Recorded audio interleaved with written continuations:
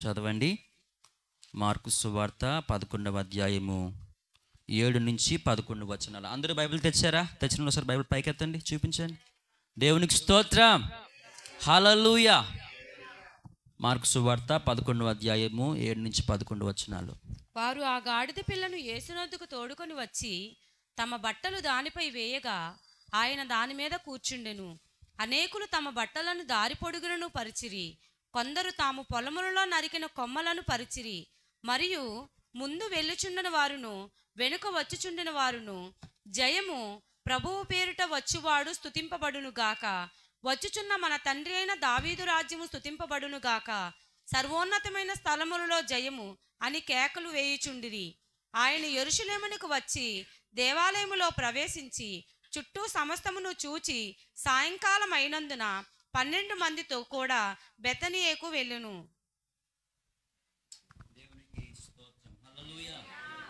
హల్లెలూయా. ప్రియులారా, మరి ఈ దినం యొక్క విశేషం మీకు అందరికి తెలిసిందే. ప్రపంచవ్యాప్తంగాను భారతదేశంలో కూడా మరి మంటల ఆదివారముగా దీనిని సెలబ్రేట్ చేసుకుంటూ దైవ సన్నిధిలో ఈ యొక్క సందర్భాన్ని బట్టి మరి దేవుని చేత బలం పొందుకుంటూ ఉంటారు. సో ప్రియులారా, కాబట్టే ఈ దినమున ఈ యొక్క అధ్యాయంలో నుంచి మరికొన్ని విషయాలు, గడిచిన కాలంలో మనం చాలా విషయాలు ఇక్కడి నుంచి తెలుసుకున్నాము. ఈ యొక్క సందర్భంలో నుంచి దేవుడు మరి ఈ సంవత్సరం కూడా మరి ఈ యొక్క లేఖనముల సందర్భంలో నుంచి మనతో మాట్లాడును గాక. హల్లెలూయా, హల్లెలూయా. ప్రియులారా, మరి ఈ యొక్క దినము, ఈ వారము కూడా ఒక ప్రత్యేకమైనదిగా క్రైస్తవ సమాజము గుర్తిస్తూ ఉంటారు. దానికి కారణం లేకపోలేదు. ఈ ఆదివారమున యేసు ప్రభువారు యెరూషలేములోకి ప్రవేశించారు. వాస్తవానికైతే ఆయన యెరూషలేములోకి ఎందుకు ప్రవేశించారంటే ఆయన శ్రమ పొందాలి, సిలువ వేయబడాలి, తన ప్రాణమును అర్పించాలి. దేవునికి స్తోత్రం. ఇవన్నీ ఎక్కడ జరుగుతాయి అంటే యెరూషలేములోనే జరుగుతాయి. అధికారులు కూడా ఎప్పుడు ఈయన సిటీలోకి వస్తాడా, ఎప్పుడు అఫీషియల్గా పట్టుకుందామా, శిక్షిద్దామా అని ఎదురు చూస్తున్న సందర్భం. కావాలని యేసు ప్రభువారు కరెక్ట్గా పునరుత్థానానికి వారం రోజుల ముందు, అంటే ఈరోజు అనగా మరి ఆదివారమున యెరూషలేములోకి వెళ్ళాలి అని చెప్పి యేసు ప్రభువారు నిర్ణయించుకున్నారు. అది ఆయనకు ఒక విధముగా బాధాకరమైన పనే. ఎందుకంటే స్వయంగా తెలిసి కోరుండి తన్ను తానే శ్రమకు అప్పగించుకోవడం కష్టమైన పని. కానీ మనకందరికీ అది మేలు కాబట్టే యేసు ప్రభువారు దానిని కూడా ఘనంగా ఎంచారు.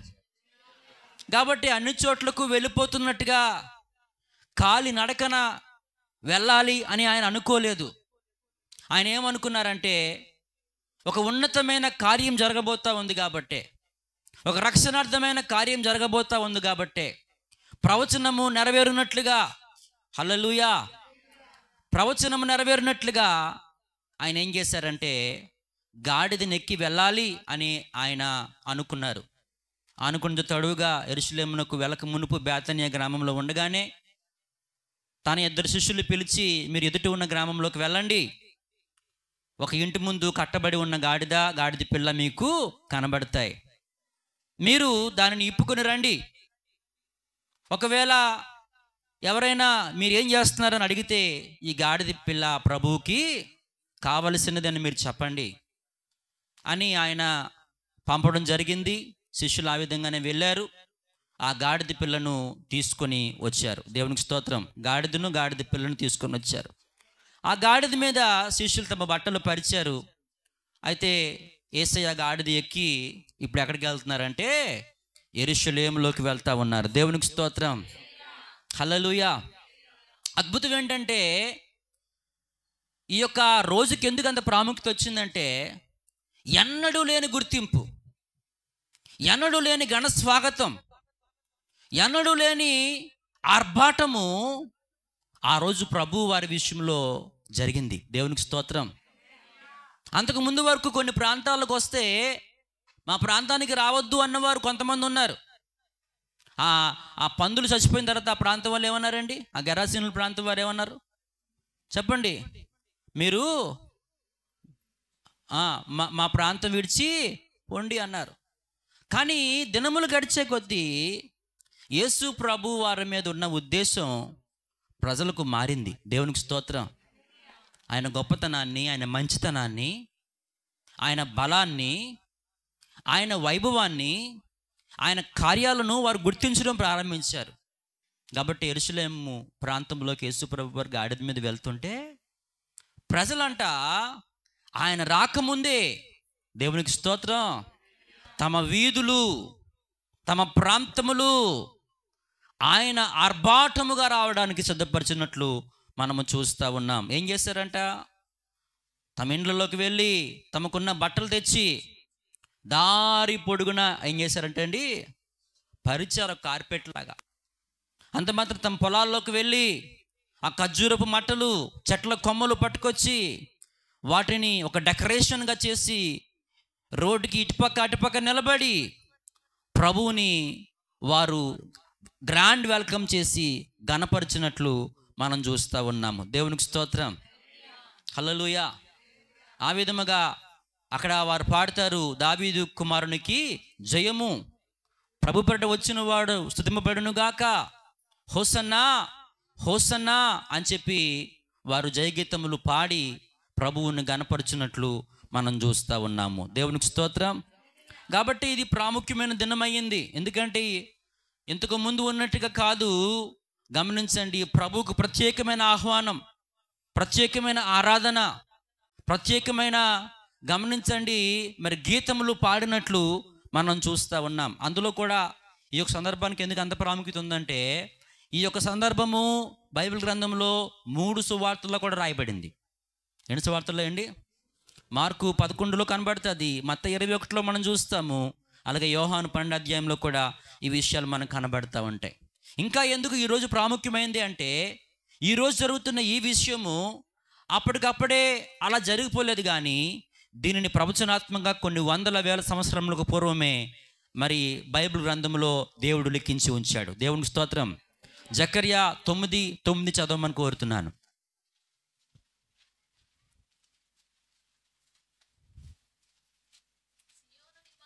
సియోను నివాసులారా బహుగా సంతోషించుడి, యెరూషలేము నివాసులారా ఉల్లాసముగా బహుగా సంతోషించండి, ఉల్లాసముగా ఉండండి. ఎందుకంట ఈ రాజు నీతిపరుడును రక్షణ గలవాడును దీనుడనై గాడిద పిల్లను ఎక్కి నీ యొద్దకు వస్తున్నాడు. హల్లెలూయా. సంతోషించండి, ఆర్భటించండి, గణపరచండి. ఒక రాజు గాడిద పిల్ల ఎక్కి దీనుడుగా మీ మధ్యలోకి వస్తావన్నాడు. దేవునికి స్తోత్రం. అంటే ఈ సందర్భము అప్పటికప్పుడు అకస్మాత్తుగా ఏదో అలా జరిగిపోయింది కాదు, కానీ ఇది దేవుని ఉద్దేశము.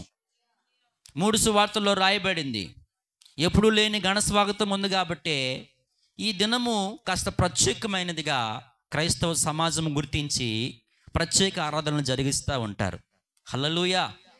అయితే ఈ దినము ఈ యొక్క అంశంలో నుంచి మనం గడిచిన కాలంలో బోల్డ్ పాఠాలు నేర్చుకున్నాం. గాడిదలో నుంచి పాఠం నేర్చుకున్నాము. గమనించండి, అదేవిధంగా వారు పాడిన పాట ఉంది కదా, అందులో నుంచి కూడా మనం ఏం తెలుసుకున్నాము?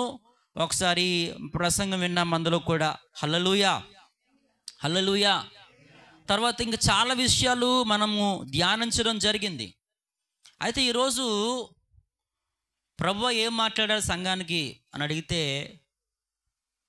సో వారు దేవుణ్ణి, యేసు ప్రభు వారిని యెరూషలేము వీధుల్లోకి ఘనముగా ఆహ్వానించే క్రమంలో 3 పనులు చేశారు.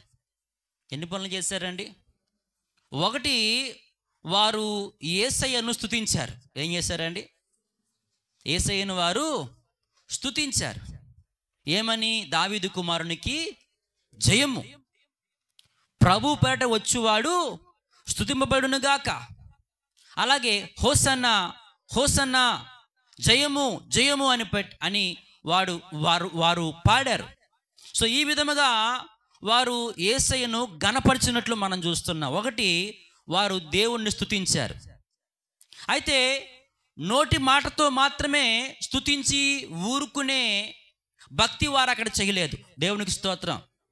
ఈ దినాల్లో చాలామంది భక్తి ఎలాగుందంటే నోటి వరకే, నోటి మాట వరకే. ఏమనంటే ప్రార్థన చేస్తాం, ఏమనంటే గమనించండి మాట్లాడుతాం ప్రభు కోసం ఘనముగా, కానీ ఏం చేస్తున్నాం? హల్లెలూయా. వారు పాడారు ఫస్ట్. రెండోది, వారు స్తుతించడం మాత్రమే కాకుండా తమ క్రియలో తమ యొక్క అభిమానాన్ని వారు చాటుకున్నారు. ఏ విధముగా?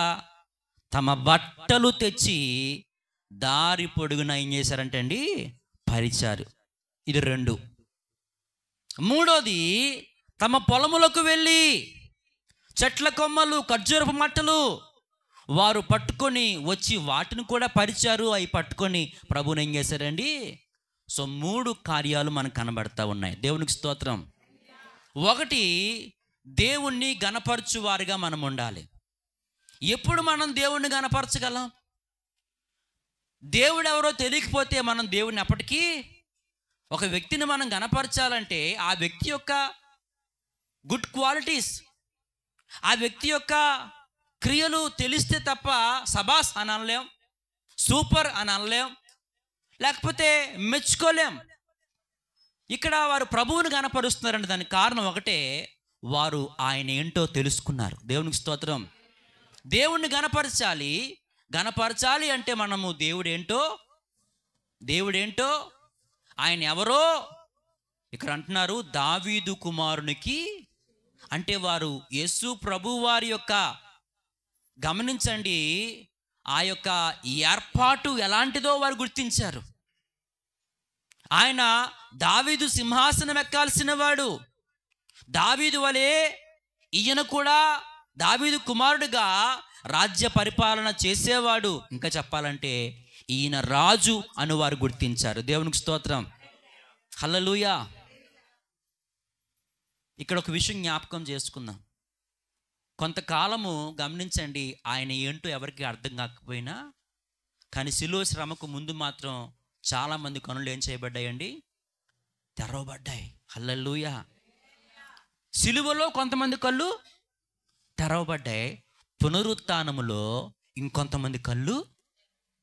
అంటే ఇక్కడ మనం అర్థం చేసుకోవాల్సిన విషయం ఏంటంటే, చూడండి, ఈ గొప్పతనం అనేది ఒక్కసారిగా తెలియదు. దేవునికి స్తోత్రం. ఒక వ్యక్తి గొప్పతనం అనేది తెలుసుకోవడానికి కొంత సమయము, కానీ ఖచ్చితంగా దేవుడు ఒక దినము నీ మహిమను, నీకు రావాల్సిన ఖ్యాతిని, నీ ఘనతను ప్రభువు నీకు ఇస్తాడు. హల్లెలూయా. ఒకప్పుడు తన సొంత ఇంటి వారే ఆయన ఏం చేశారండి? తృణీకరించిన పరిస్థితి. ఆయన తన స్వకీయుల యొద్దకు వచ్చాను, ఆయన స్వకీయులు ఆయనను అంగీకరించలేదు. దేవునికి స్తోత్రం. కానీ తర్వాత యేసు ప్రభు వారిని మనం గమనిస్తే తన అన్నలు, తన సహోదరులు మారారు, అపోస్తలులుగా మారారు, దేవుని ఘనమైన సేవ వారు చేశారు. ఆయన్ని శిక్షించిన సైనికులు గమనించండి మారారు. దేవునికి మహిమ కలుగును గాక. హల్లెలూయా. ఆయన్ని శిక్షించిన అధికారులు తర్వాత మారారు. ఎందుకు ఈ మాట చెప్తున్నానంటే, గమనించండి, గొప్పతనం తెలుసుకునే సమయం ఒక దినం వస్తుంది. ఈరోజు నువ్వేంటో ఎవరికి అర్థం కాకపోవచ్చు. హల్లెలూయా. దేవుడు చెప్పమని చెప్తున్నాడు ఈ మాట. బట్ వన్ డే ఇగో నీకంటూ ఒక ఘనమైన స్వాగతం ఉంటుంది. దేవుని స్తోత్రం. నిన్ను విమర్శించిన నీ ఇంటివారు, నిన్ను దూషించిన నీ రక్త సంబంధులు, నిన్ను కావాలనే దూరం పెడుతున్న నీ వారు, ఇగో నువ్వు మా ఇంటికి రా, వారు బట్టలు పరిచి మట్టలు తెచ్చి ఆహ్వానించినట్టుగా నిన్ను గణపరిచేతనం రాబోతా ఉంది. దేవుడి మాట నీతోటి మాట్లాడుతున్నాడు. నీ కన్నీటికి, నీ ప్రార్థనకు నీ శ్రమకు తగిన ఫలితం ఉంది. దేవునికి స్తోత్రం. సహోదరి, నువ్వు బాధపడకు. సహోదరుడా, నువ్వు కృంగిపోకు. సో వారు ఏం చేశారంటే ప్రభు గొప్పతనమును తెలుసుకున్నారు. ఇక్కడ మనం నేర్చుకోవాల్సిన పాఠం ఏంటంటే ఆయన ఏంటో మనకు అర్థం అవ్వాలి. ఏమవ్వాలండి? నువ్వు ప్రభువుని గనపరచలేకపోతున్నావు అంటే దానికి అర్థం ఏంటి తెలుసా? కొంతమందిని చూస్తే నాకు ఆశ్చర్యం వేస్తుంటుంది. నోటి తెరండి అన్న తెరవరు, గట్టిగా పాడండి అన్న పాడరు, నాట్యం ఆడండి అంటే ఆడరు, గనపరచండి అంటే గనపరచరు. నాకు అర్థమైన విషయం ఏంటంటే వీళ్ళకి ప్రభు ఏంటో ఇంకా అర్థం కాలేదు. నువ్వు దేవుని సన్నిధికి వస్తున్నావంటే ఆయన ఏంటో మొదటి నీకు అర్థం అవ్వాలి. దేవునికి స్తోత్రం. వీళ్ళు ప్రభువును గుర్తించారు. అప్పటికే ఇశ్రాయేలీలు ఈ రోమా సామ్రాజ్యపు అధికారం కింద నలిగిపోతూ ఉన్నారు. తమ దేశంలో ఉంటూనే పన్నులు కట్టాల్సిన పరిస్థితి. ఒక విధంగా చెప్పాలంటే బానిసత్వపు బ్రతుకులో ఉన్నారు. ఈ యొక్క 400 సంవత్సరములు దేవుని స్వరం లేదు, దేవుని యొక్క దర్శనాలు లేవు, విడుదల గీతమే లేదు, విజయ గీతమే లేదు వారి జీవితాల్లో. ఒక వేదన, ఇంకెంతకాలం మాకు ఈ బాధలు, ఇంకెంతకాలం మాకు ఈ కష్టాలు అనుకున్నప్పుడు ఇదిగో ప్రజలు గుర్తించాడు, మా కొరకు ఒక రాజు వచ్చాడు. దేవునికి స్తోత్రం కలుగునుగా. ఉండలేకపోయారా అండి? హల్లెలూయా. వాగ్దానం చేయబడిన ఆ మెస్సయ్య ఈయనే, ఈయన ద్వారా మాకు విమోచన ఉన్నది, విముక్తి ఉన్నది, విజయం ఉన్నది అని చెప్పి వారు ప్రకటించారు. దేవునికి స్తోత్రం.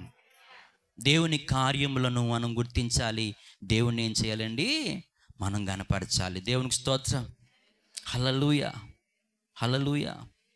సో ఫస్ట్ దేవుణ్ణి గనపరచాలి అంటే ఫస్ట్ మనం ఏం చేయాలి? దేవుని గురించి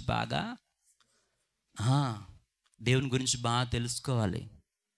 నువ్వెంత దేవుని గురించి తెలుసుకుంటావో అంత కృతజ్ఞుడివై ఉంటావు, అంత ఆయనలో స్థిరపడతావు, అంత ఆయన హెచ్చిస్తావు, అంత ఆయనలో నిలుస్తావు. తర్వాత మనం గమనిస్తే రెండో పని వాళ్ళు ఏం చేశారంటే అండి, చదవండి అమ్మా, 7-8 వచనాలు.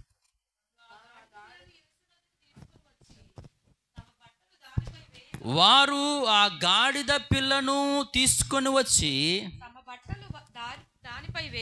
తమ బట్టలు దానిపై వేయగా ఆయన దాని మీద కూర్చుండెను. కూర్చుండెను. అనేకులు తమ బట్టలను దారి పొడుగునను పరిచిరి. చూడండి, ఇక్కడ 2 సందర్భాల్లో బట్టలు అన్న మాట మనకు కనబెడతా ఉంది. తర్వాత మట్టలు అని కనబడుతుంది. హల్లెలూయా. ఈరోజు అంశం ఏంటంటే మట్టలు. చెప్పండి, ఏంటి అంశం? నవ్వండారా బాబు. హల్లెలూయా. ఏంటి అంశం? మట్టలు. హల్లెలూయా. చూడండి, వాళ్ళు ఏం చేశారంటే దారి పొడుగున తమ బట్టలు పరిచారంట. ఇందాక చెప్పుకున్నాం కదా, ఏదో నోటితో దేవుణ్ణి స్తుతించి విడిచిపెట్టలేదు. చాలామంది తెలిసి ఏం చేస్తున్నారంటే నోటి వరకే, కానీ నోటి మాటల వరకే, కానీ మేము ప్రభువుకి ఏం చేయగలం? ప్రభువుకి ఏమి ఇవ్వగలం? ఆయన మా వీధిలోకి వస్తున్నాడు, ఆయన మా సంఘంలోకి వస్తున్నాడు, ఆయన నా జీవితంలోకి వస్తూ ఉన్నాడు. ఇలా వస్తున్న దేవునికి నేను క్రియగా ఏమి చేసి ఆయనకు ఆహ్వానం పలకాలి? ఎప్పుడైనా ఆలోచించావా? చాలామంది భక్తి మాటలేనండి. ఏంటండి? వాక్యంలో ఉంటుంది, క్రియలు లేని విశ్వాసము మృతము. ఎంతకాలం మాట్లాడతావు? నీ మాటలు ఒకలాగా ఉన్నాయి, నీ క్రియలు ఒకలా ఉన్నాయి. నీ మాటలో ఉన్న ఆ కృతజ్ఞత నీ క్రియల్లో మాత్రము లేదు. వీరు పాటలు పాడారు, ఘన స్వాగతం పలికారు, కానీ మాటలు మాత్రమే కాదు. దేవునికి స్తోత్రం.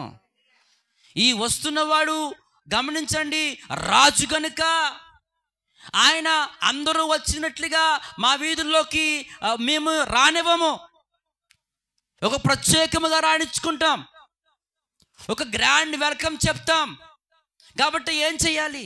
ఈ రోజుల్లో మనం గమనించినట్లుగా అయితే ఒక అధికారి కానీ ఒక ఊరిలోకి వస్తే ఏం చేస్తారండి? చెప్పండి. గౌరవం. అది ఏంటండి? అది ఆ అధికారం మీద ఉన్న గౌరవం, ఆ నాయకత్వం మీద ఉన్న గౌరవం. రోడ్లు తుడిచేస్తారు, హల్లెలూయా. చెత్తలంతా తీసేస్తారు, అక్కడ ఏముండనవరు, అంతే, అంత క్లీన్ అండ్ గ్రీన్. దేవునికి స్తోత్రం కలుగునుగా. ఎప్పుడు ఎలా ఉన్నా కంపు జీవితాలు పర్లేదు, కానీ ఒక నాయకుడు వస్తున్నాడంటే మాత్రం మనం ఎలా ఉండాలి? మన ఊరు ఆయనకు గ్రాండ్ వెల్కమ్ పలకాలి. దేవునికి స్తోత్రం. ఇటువైపు రావాలి అని అనిపించాలి, అటు నుంచి అంటే కొలిమేర దాటి పోవాలి అని అనిపించకూడదు. కాబట్టి వీళ్ళు ఏం చేశారంటే స్తుతించడం మాత్రమే కాదు, జయగీతం పాడడం మాత్రమే కాదు, ఇంకా ఏం చేయగలం అని ఆలోచించారు. ఈ రోజుల్లో ఫ్లెక్సీ బ్యానర్లు వేస్తున్నారు, గమనించండి. పూలదండలు ఉన్నాయి, సాల్వాలు ఉన్నాయి, ఇంకా స్టేజీలు కడతా ఉన్నారు, లైట్ సెట్టింగ్ పెడతా ఉన్నారు, సౌండ్ పెడతా ఉన్నారు. మరి ఆ రోజుల్లో ఏమీ లేవు కదా. అయితే వారికున్న అవకాశము, వారికున్న వాటిలో నుంచి వారు చేయడానికి ఇష్టపడతా ఉన్నారు. దేవునికి స్తోత్రం. ఇది ఎవరో చెబితే చేసింది కాదు, ఎవరికి వారుగా ఏం చేస్తున్నారంట, ఎవరికి వారుగా. ఇది ఎవరు ఏ కార్యక్రమాన్ని అక్కడ నిలబడి లీడ్ చేయలేదండి. యేసయ్య వస్తున్నారు కాబట్టి, ఇగో ఒక ప్రెసిడెంట్గా చెప్తున్నాను, మీరు వెళ్ళి బట్టలు తండి అని ఒక వ్యక్తి అక్కడ ఎవరిని లీడు, ఎవరికి వారుగా, వారు స్వతహాగా వారు సొంతముగా తమ ఇంటిలోకి వెళ్ళి, తమ పొలాల్లోకి వెళ్ళి మొట్టమొదటిగా బట్టలు, తర్వాత మట్టలు పట్టుకొచ్చారంట. దేవునికి స్తోత్రం. ఇప్పుడు అయ్యే గొప్ప, హల్లెలూయా. మేము ట్రైబల్ మినిస్ట్రీకి వెళ్తున్నాం కదా, ఏంటి మధ్యకాలంలో వెళ్దాము, వాళ్ళు ఎంత అభిమానిస్తారండి. దేవునికి స్తోత్రం. 3 రోజులు వాక్యం చెప్పిన తర్వాత చాలా పెద్ద సన్మానం చేస్తారు.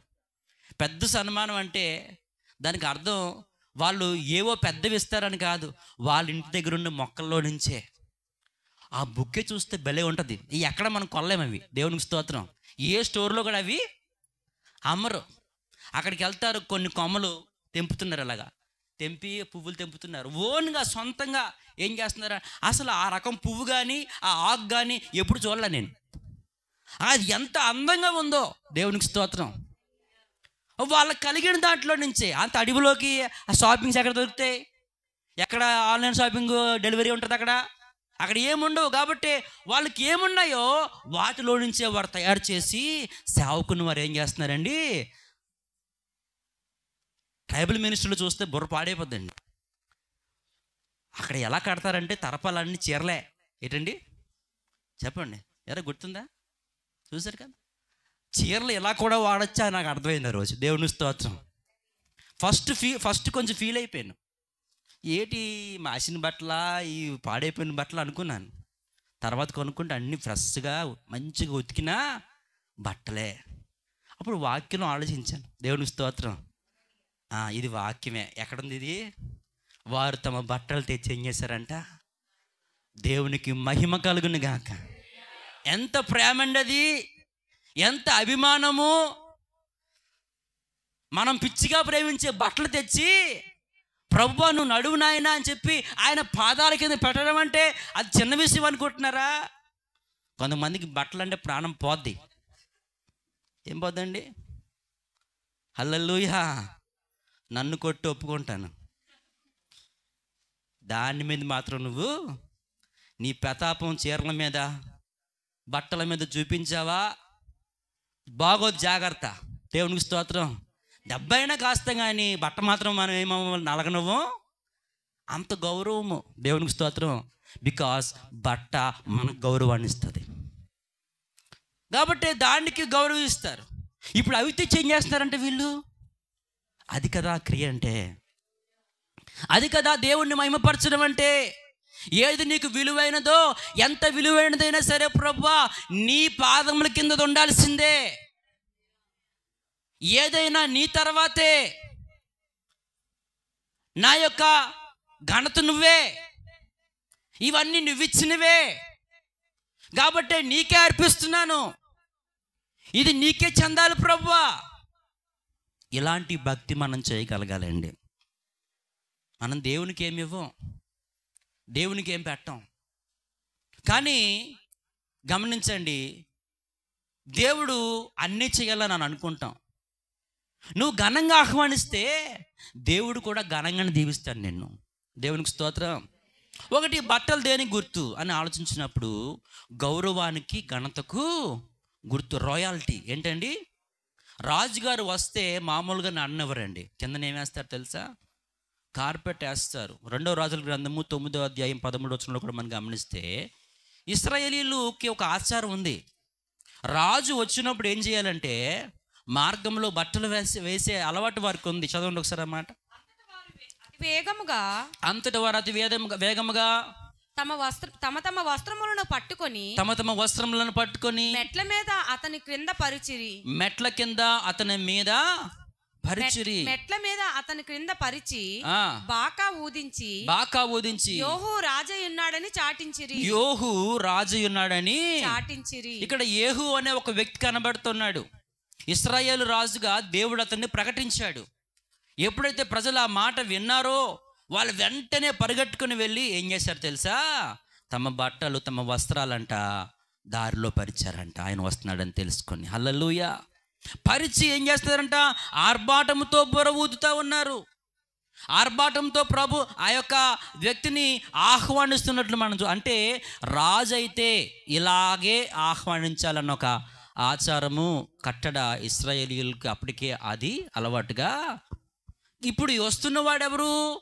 రాజు. కాబట్టే ఇశ్రాయేలు ప్రజలు దాన్ని గుర్తించి ఏం చేశారంటే ఇగో వారికి అలవాటై ఉన్న ఆ క్రమమును ఇక్కడ జరిగిస్తున్నట్లు మనం చూస్తూ ఉన్నాం. హల్లెలూయా.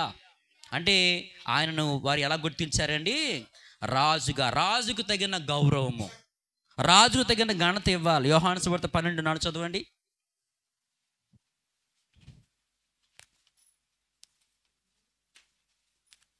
యోహాను 12:4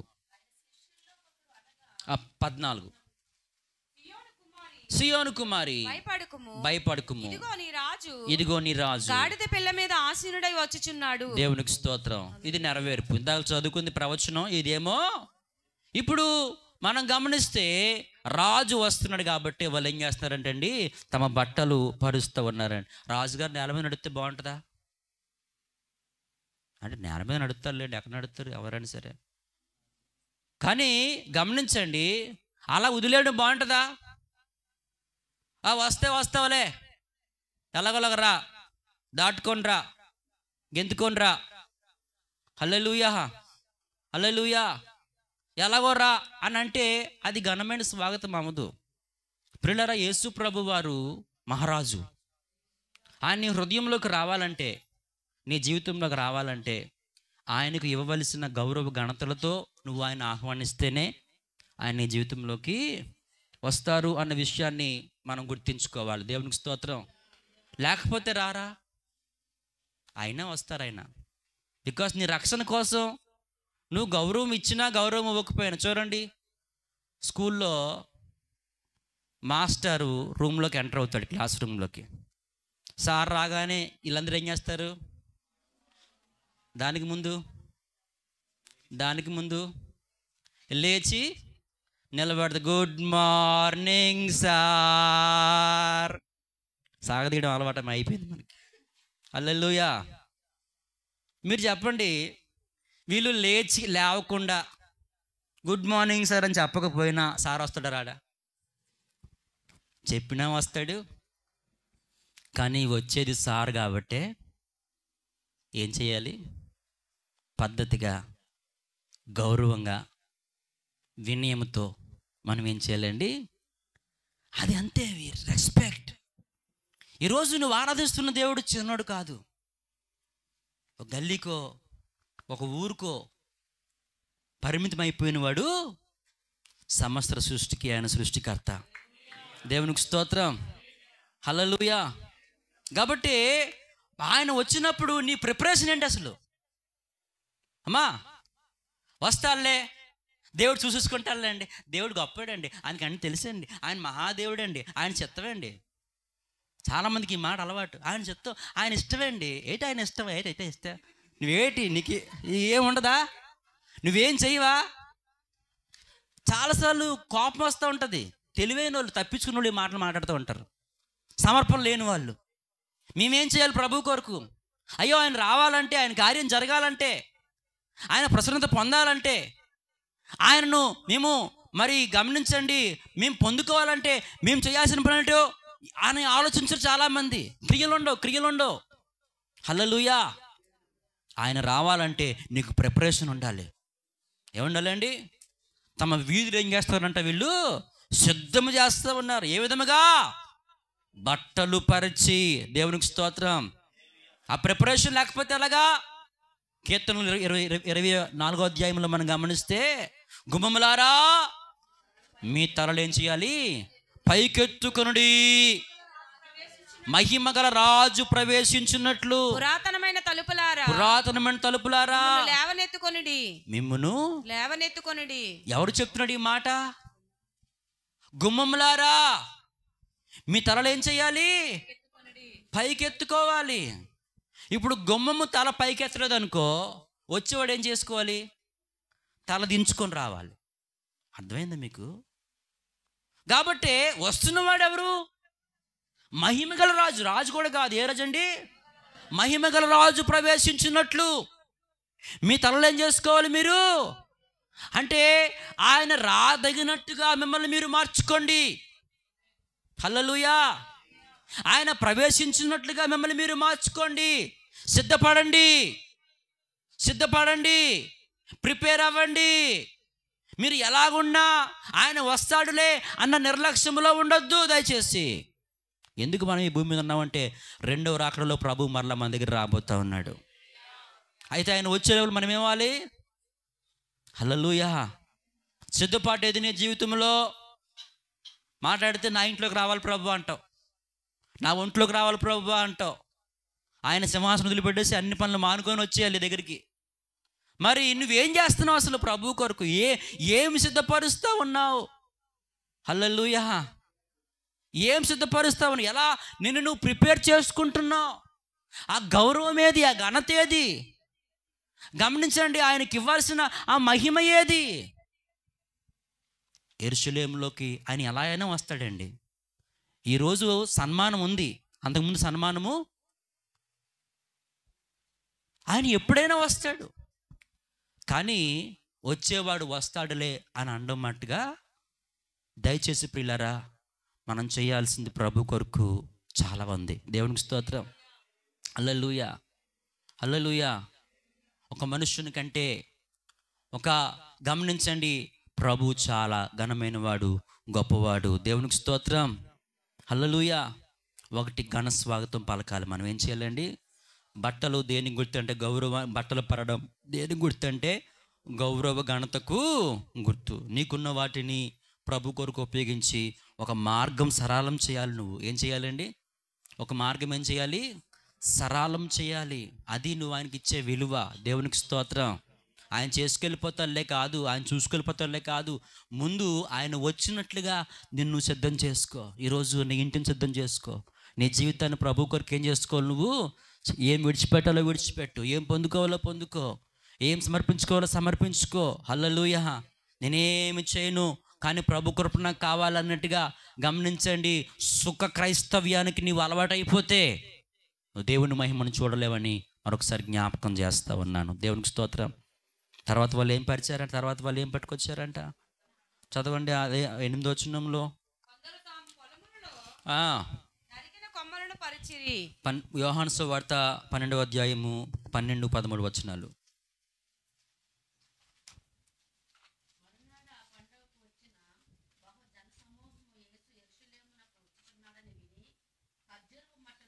ఖర్జూరపు మట్టలు పట్టుకొని ఆయన ఎదుర్కొని పోయి, చూడండి ఏం పట్టుకొని ఆయన ఎదుర్కొని పోతా ఉన్నారంట?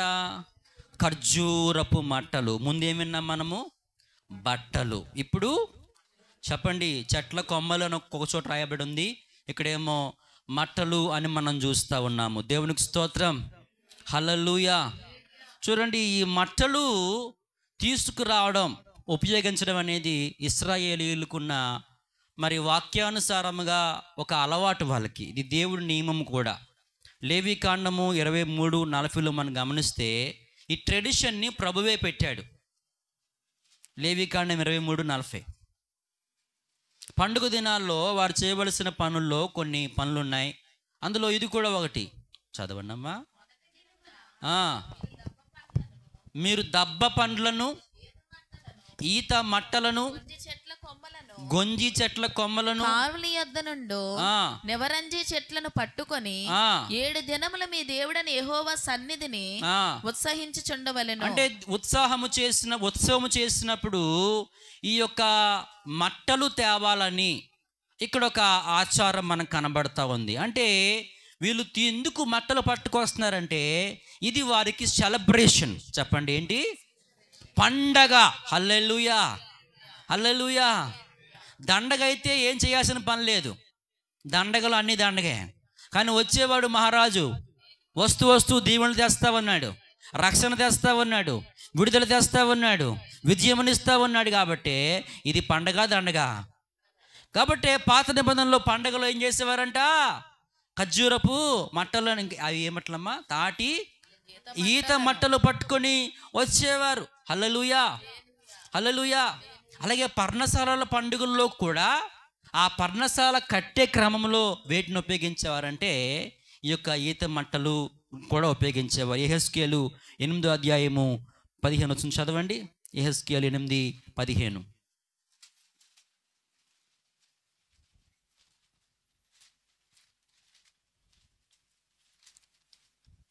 యెహెజ్కేలు.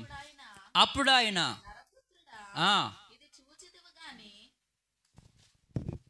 చదువమ్మా. నీవు తిరిగి చూచిన ఎడల వీటిని మించిన హేయ కృత్యములు చూతువని. అది కాదు, రిఫరెన్స్ మిస్ అయింది. కానీ గమనించండి పిల్లరా, పర్ణశాలలో పండుగల్లో కూడా వేటిని ఉపయోగించేవారంటే ఈ యొక్క మట్టలు తెచ్చి పర్ణశాలలు కట్టే విధానము ఉన్నది. దేవునికి స్తోత్రం, హల్లెలూయా. సో కాబట్టి ఇక్కడ కూడా అంటే పండగలో వేటిని ఉపయోగిస్తున్నారు? చెప్పండి. మట్టలు. పండగలో మట్టలు. ఇక్కడ ఈ మట్టలు దేనికి గుర్తు అని మనం ఆలోచన చేస్తే పండలు, ఈ యొక్క మట్టలు అనేవి ఉత్సవానికి గుర్తు. దేవునికి స్తోత్రం. సెలబ్రేషన్ టైం, సంతోషించవలసిన సమయము. హల్లెలూయా. కాబట్టి ఒక డెకరేషన్గా చూసారు, పండుగల్లో మన ఇంటిని మనం ఏం చేసుకుంటాం? డెకరేట్ చేసుకుంటాం. ఏదైనా సెలబ్రేషన్, బర్త్డే వస్తే చుట్టూ కూడా డెకరేషన్ తక్కువ అవ్వట్లేదు ఈ రోజుల్లో మాత్రం. గమనించండి, చాలా ఆర్భాటంగా చేస్తాం. సో ఆ రోజుల్లో ఏం చేశారంటే ఈ మట్టలు పట్టుకొని వచ్చి ఒక డెకరేషన్గా గ్రాండ్ వెల్కమ్ పలుకుతున్నట్లు మనం చూస్తూ ఉన్నాం. అందుకే ఈ యొక్క ఆదివారానికి పేరు కూడా ఏం పేరండి? చెప్పండి. మట్టల ఆదివారం. ఏం చేయాలి? మట్టలు పట్టుకొని తిరగాలి కదా. దేవునికి స్తోత్రం, హల్లెలూయా, హల్లెలూయా. ఈరోజు మట్ట పట్టుకొని తిరుగుతా అంటే మనకి అప్పుడు యేసుప్రభు ఎదురు వచ్చాడు, ఇప్పుడు పిచ్చోళ్ళు ఎదురు వస్తున్నారు రోడ్ల మీద. చాలామందికి అసలు ఎందుకు తిరుగుతున్నారు కూడా విషయం కూడా చాలామందికి తెలియదు. వాళ్ళు తిరగాలని ఇప్పుడు మనం తిరగాలా? కాదు. దేవునికి స్తోత్రం. అక్కడ సందర్భాన్ని పక్కన పెట్టేసి మట్టను పట్టుకుంటే ఏం లాభం? ఈ రోజుల్లో మట్టల పండుగ అంటే చర్చికి వెళ్ళిపోవడం, వస్తా చెప్పండి. ఒక కొబ్బరి మట్ట, దాన్ని రమ్మంటారో లేకపోతే మొత్తానికి భద్రంగా పట్టుకొస్తారండి ఇంటికి చాలామంది. ఎంత నీట్గా వచ్చేటప్పుడు ఏం చేస్తావు దాంతో నువ్వు? హల్లెలూయా. బూర చేసుకుని ఊదుకో. చిన్నప్పుడు తాటి యొక్క కొబ్బరి ఆకులతోటి బోల్డ్ ఆటలాడేవారు. అప్పుడు అయ్యే మాకు తారాజులు. ఇలా అంటే ఏమయ్యేది పొల్ల? చెప్పండి మోసే గారు. దేవుని స్తోత్రం, హల్లెలూయా. అందుకు తప్ప అది ఎందుకు? అదేదో పెద్ద భక్తిలాగా. హల్లెలూయా. వీళ్ళు మట్టను పట్టుకుని ప్రభువుని ఆరాధిస్తే మనం ఏం చేస్తున్నాం? మట్టను ఆరాధిస్తున్నాం. మారిపోయింది అంతా. ఈ రోజున చర్చికి వెళ్ళిపోవడం, ఓ మట్ట పట్టుకొచ్చి ప్రసాదం కింద, దేని కిందండి, దాచుకోవడం. మళ్ళా ఏంటి తెలుసా, వచ్చే సంవత్సరం బసవ బుధవారంకి మళ్ళీ ఇదే మట్ట కాల్చి దాన్ని బూడి తీసుకెళ్ళి హల్లెలూయా. ఇలా బైబిల్లో ఎక్కడుంది? ఇలా ఎవరైనా చేశారా? ఎక్కడైనా బోధించారా? హల్లెలూయా. అక్కడ ప్రజల యొక్క మనస్సు గుర్తించాలి. వారు ప్రభువులో ఆనందిస్తున్నారు, అది మెయిన్ అక్కడ. దేవునికి స్తోత్రం, హల్లెలూయా. వాళ్ళు ప్రభువులు ఏం చేస్తున్నారండి? ఆనందిస్తూ ఉన్నారు. అంతే తప్ప నువ్వు మట్ట తెచ్చి ఇంట్లో పెట్టుకుంటే మట్టలాగా మారిపోతావు. నిజం, ఇంకేం వచ్చిన లాభం ఏంటి లేదు దానివల్ల. దేవునికి స్తోత్రం. నువ్వు కావాలరా బాబు, ప్రభుకి ఎవరు కావాలి? ప్రభు ఏమో నువ్వు కావాలంటే, నువ్వేమో నాకు మట్ట కావాలి. నువ్వు కావాలరా బాబు అంటే, నువ్వేమో నాకేం కావాలి? మట్ట తేకపోతే చర్చికి వెళ్ళామన్న ఫీలింగ్ చాలామందికి. ఏం పట్టుకొచ్చావరా అంటే ప్రభువుని కాదు. ఏం పట్టుకొచ్చావరా అంటే వాగ్దానం లేదు అక్కడ. ఏం పట్టుకొచ్చావరా అంటే ఆశీర్వాదం లేదు, మట్ట పట్టుకొచ్చాను. హల్లెలూయా, హల్లెలూయా. అసలు ఉద్దేశం పక్క వెళ్ళిపోయింది. వాళ్ళు ప్రభుని అలా గుర్తించారండి. ఆయన రాజు అన్నీ గుర్తించారు, అది అక్కడ ఉద్దేశం. ఆయన రక్షకుడు, ఆయన విమోచకుడు, ఆయన మా ప్రభువు అని చెబుతూ వాళ్ళు గౌరవించారు. ఇక్కడ ఆ ఉద్దేశము లేకుండా మట్ట తట్ట అంటే దానివల్ల వచ్చింది. హల్లెలూయా, హల్లెలూయా. దానివల్ల వచ్చిన ఉపయోగం ఏది కూడా, ఈ మట్టలు దేనికి గుర్తు అంటే ఆరాధనకు గుర్తు. దేనికి గుర్తు అండి? ప్రకటన గ్రంథం చదవండి ఒకసారి, 7వ అధ్యాయము 9 నుంచి 13 వచనాలు. ప్రకటన గ్రంథం. అటు తర్వాత నేను చూడగా, ఇదిగో ప్రతి జనములో నుండి, ప్రతి వంశములో నుండి, ప్రజలలో నుండి, ఆయా భాషలు మాట్లాడే వారిలో నుండి ఎవడును లెక్కింపజాలని గొప్ప సమూహం కనబడెను. వారు తెల్లని వస్త్రములు ధరించుకున్న వారే ఖర్జూరపు మట్టలు చేత పట్టుకుని చూడండి వాళ్ళు ఏం చేస్తున్నాడు? సింహాసనం ఎదుటను గొర్రె పిల్ల ఎదుటను నిలవబడి సింహాసనాసీనుడైన మా దేవునికి గొర్రె పిల్లకును మా రక్షణకై చూడండి, మా రక్షణకై ఏమంటున్నారు వాళ్ళు? స్తోత్రము. తర్వాత మహాశబ్దముతో ఎలుగెత్తి గొర్రె పిల్ల అని జ్ఞాపకం చేసుకుంటున్నారు, రక్షకుడా అని జ్ఞాపకం చేసుకుంటున్నారు, అయ్యా నీకు స్తోత్రం అయ్యా అని చెబుతున్నారు. ఆరాధన పక్కెళ్ళిపోయింది. హల్లెలూయా. జయ జీవితం పక్కెళ్ళిపోయింది. లేదు, ఏం మిగిలిపోయింది చెప్పండి? ఈరోజు వాల్పేపర్ పెట్టాను, కానీ చాలా భయపడుతూనే పెట్టాను. దేవుని స్తోత్రం. వాట్సాప్లో చూశారు కదా, దాని భావం చెప్పాలనే పెట్టాను. హల్లెలూయా. అసలు మట్ట దేనికి గుర్తంటే ఆ యొక్క కొమ్మలు సెలబ్రేషన్. ఇక్కడ మనకి మెయిన్ కావాల్సింది పండగ ఏంటండి? నువ్వు ప్రభువులు ఆనందించాలి. హల్లెలూయా. నువ్వు ప్రభువులు ఏం చేయాలండి? ప్రభువుని గణపరచాలి. దేవునికి స్తోత్రం. రెండోది, ఈ మాటలు దేనికి గుర్తు అంటే విజయానికి గుర్తు. చెప్పండి, దేనికి గుర్తు? దేనికి గుర్తు అండి? విజయానికి గుర్తు. దేవునికి స్తోత్రం.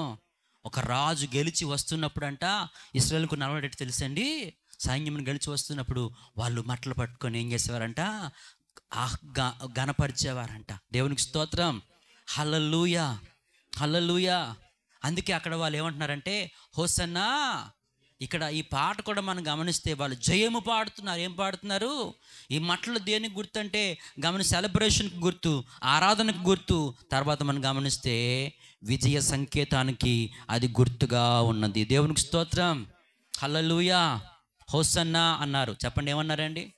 హోసన్నా అన్న మాటకి అర్థం ఏంటి? చాలామంది పాడేస్తుంటారు, కానీ పాటలో అర్థాలు తెలుసుకోవాలి. హోసన్నా అన్న మాటకి అర్థం ఏంటి?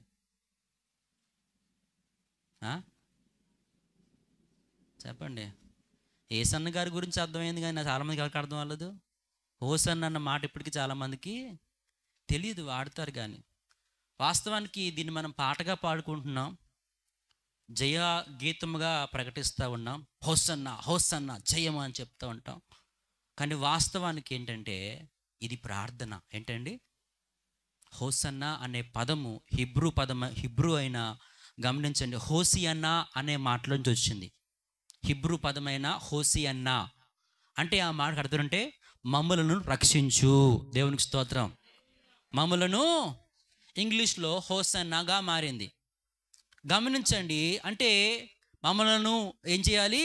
రక్షించు. అంటే ఇది ఏంటి? ప్రార్థన పాట, ప్రార్థన. దేవునికి స్తోత్రం. కానీ రానున్న కాలంలో ఈ ప్రార్థన ఎలా మారిపోయిందంటే పాటగాను, అటు తర్వాత అది విజయ శబ్దముగా మారిపోయింది. హల్లెలూయా, హల్లెలూయా. ఇప్పుడు వస్తున్నవాడెవరు? రక్షించువాడు. ఈ మాట ఆయనకి తగినది. దేవునికి స్తోత్రం. ఇగో రక్షకుడు మా ముందుకు వస్తున్నాడు కాబట్టే, రక్షించువాడు ఈయనే కాబట్టే ప్రార్థిస్తున్నారంట. హోసన్నా హోసన్నా అంటే మమ్మలను రక్షించు. దేవునికి స్తోత్రం. ఇంతకాలం వారు ఎదురు చూస్తున్న రక్షణ ఇప్పుడు వాళ్ళ కళ్ళ ముందుకు వచ్చేసిందండి. దేవునికి స్తోత్రం కలుగును గాక. హల్లెలూయా, హల్లెలూయా.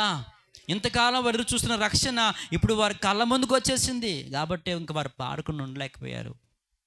విజయానికి గుర్తు చెప్పండి. దేనికి గుర్తు అండి? విజయానికి గుర్తు. కాబట్టి ప్రియులారా, మట్టలు దేనికి గుర్తు? ఫస్ట్ పండగ చెప్పండి. అంటే సంతోషం. ఏముండాలండి అంటే ప్రభు దగ్గరికి వస్తే మనలో ఏముండాలండి? పేల ముఖం వేసుకొని, డేల ముఖం వేసుకొని. కొంతమంది ముఖం చూస్తే ఒళ్ళు మండిపోద్ది. హల్లెలూయా. సైతాన్ని నమ్ముకుందో దేవుడిని నమ్ముకుందో కూడా అర్థం కాదు. ఏమండి? ఎప్పుడు దెయ్యం పట్టిన ఫేసే, ఎప్పుడు దెయ్యం పట్టిన ఫేసే. ఇప్పుడే ఫ్రెష్గా దెయ్యం పీక్కుని తింటే ఎలాగుంటుంది? ఎంత పీక్కిపోయి ఎంత వాలిపోయి ఉంటుంది. రాత్రి అంతా దెయ్యంతో యుద్ధం ఆడి వచ్చినట్టుగా ఉంటుంది ఫేసు. నిజమేనండి. కొంతమంది ఉత్సాహం ఉండదు, ఉత్సాహం ఉండదు. మమ్మల్ని చూసి చాలా ఆశ్చర్యపడుతుంటారు. అయ్యో మీకు వచ్చే సమస్య చాలా పెద్దది. హల్లెలూయా. ఎందుకు భయపడాలి? దేనికి భయపడాలి? ఏదో నొప్పి వస్తే సమయానికి ఏడుస్తాం, తర్వాత మళ్ళీ ఏం చేయాలంటే చెప్పాలి, ఆనందించాలి. రక్షణ మా ముందుకు వచ్చేసింది. హల్లెలూయా. రక్షణ మా వీధుల్లోకి వచ్చేసింది. రక్షణ ఇగో మా ముందే దాటుతుంది, నడుస్తుంది. హల్లెలూయా. అయ్యో ఆయన రానంత వరకు ఏడుపు, ఆయన లేనంత వరకు బాధ, ఆయన వచ్చినాక ఇంక మేము దుఃఖపడాల్సిన పని మాకు. అందుకే ఈ మట్టలు పట్టుకుని వాళ్ళు ప్రభువుని ఏం చేస్తున్నారంట? ఘనపరుస్తూ ఉన్నారు. ఇది ఏడ్చే సమయం కాదు, దుఃఖపడే సమయం కాదు. గమనించండి, మూలిగే సమయం కాదు, ఉసూరుమనే సమయం కాదు. ప్రభువు రక్షణ చూడబోతూ ఉన్నాం కాబట్టి ఇది ఆనందించే సమయము. ప్రభువునందు ఆనందించుడి. మరలా చెప్పుదును, ప్రభువునందు ఏం చేయాలి? క్రీస్తులో ఆనందించలేని వాడు క్రైస్తవుడు కాదండి. రోగాలు చూసుకుంటా, అప్పులు చూసుకుంటా, తిప్పలు చూసుకుంటా దుఃఖం ఉంటుంది, నేను కాదన్ను. కానీ క్రీస్తులో నీకేముండాలి? నా రక్షకుడిగో వచ్చేసాడు, వచ్చేస్తున్నాడు. హల్లెలూయా. సమీపంగా ఉంది రక్షణ నాకు. ఇంకా వాళ్ళు ఉండలేకపోయారంట. బట్టలు తెచ్చారు, ఎందుకు పట్టుకొచ్చారు? తర్వాత మట్టలు పట్టుకొచ్చారు. ఆ రక్షణ వచ్చేస్తుంది అలా వీధుల్లోకి. దేవునికి స్తోత్రం. ఈరోజు ఆ రక్షణ నీ ఇంట్లోకి వస్తూ ఉంది, నీ గుమ్మంలోకి వస్తూ ఉంది రక్షణ. హల్లెలూయా. ఎంత మనం ఆనందించాలండి. కాబట్టి మట్టలు దేనికి గుర్తని చెప్పుకున్నాం? పండగ అంటే సంతోషం. 2 ఆరాధన చేయాలి. తర్వాత విజయానికి గుర్తు. కాబట్టి ఇవి మనం అనుభవించకుండా ఫిజికల్గా చేసే ఏ పని బట్టి దేవుడు మనల్ని బట్టి ఏం చేయడండి? అక్కడ బట్టలు మట్టలు అంటే వాటిలో ఆత్మీయ అర్థం తెలుసుకోవాలి. దేవునికి స్తోత్రం. బట్టలు ఎందుకు పరిచారు? గౌరవానికి, ఘనతకు. హల్లెలూయా. ప్రిపరేషన్, సిద్ధపాటు అనమాట. తమ వీధులు ఏం చేస్తున్నారండి? ఆయన రాకడ కొరకు సిద్ధపరుచుకున్నారు. తర్వాత మట్టల్లోంచి మనం ఏం తెలుసుకున్నాము? పండగ. హల్లెలూయా. సంతోషించాలి. ఏం చేయాలి? సంతోషించి ఏం చేయాలి? సినిమాకి వెళ్ళిపోవాలి, ఆరాధించాలి. ఏం చేయాలండి? దేవుని స్తోత్రం. హల్లెలూయా. మంచిగా వాక్యం వినేశాను. మధ్యాహ్నం మ్యాట్నీనా సెకండ్ సార్ చెప్పండి, నాకు తెలియదు చెప్పన్నారా అమ్మ, మిమ్మల్ని ఏమన్నా చెప్పండి, ఫస్ట్ గల ఏంటి పోతారు. కాబట్టి ఇలాంటి భక్తి చేస్తే అటు నుంచి అటు నరకానికి కూడా పోతావు. దేవుని స్తోత్రం. కాబట్టి ఆనందించాలి. ఎవరిలో? లోకంలో, సినిమాల్లో, సీరియల్లో, బూతుల్లో, వ్యర్థమైన దాన్ని ఏమంటారు సనుగుడులో, ముసలమ్మ ముచ్చట్లో కాదు, ప్రభువులో మనం ఏం చేయాలండి? ఆనందించాలి. తర్వాత ఆరాధన చేయాలి. తర్వాత విజయం ఉంది యేసు ప్రభువులో. మనకి ఏముందండి? ఉంది కాబట్టి ప్రార్థన చేస్తున్నారు, అయ్యా మమ్మల్ని ఈ దినము ఆ విజయము ఇచ్చే యేసయ్య మన జీవితంలో ఉన్నాడు కాబట్టి వారు చేసిన గీతం పాడదాం, వారిలా ప్రార్థన చేద్దాం. దేవుడి కొద్ది మాటలు మన వెనుకలో దీవించును గాక. ఆమేన్.